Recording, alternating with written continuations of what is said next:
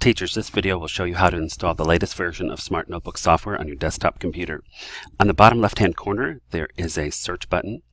Click on it and type Software Center. Open up the Software Center.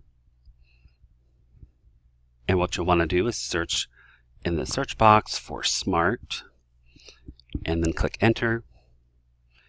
And then you'll notice the versions of Smart that we offer.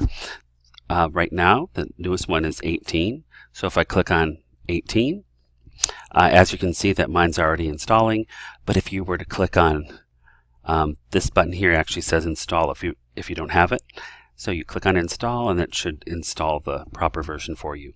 It will take the old version off and put the new version on. So make sure you do this after school so it doesn't prevent you from using your smartboard during the day.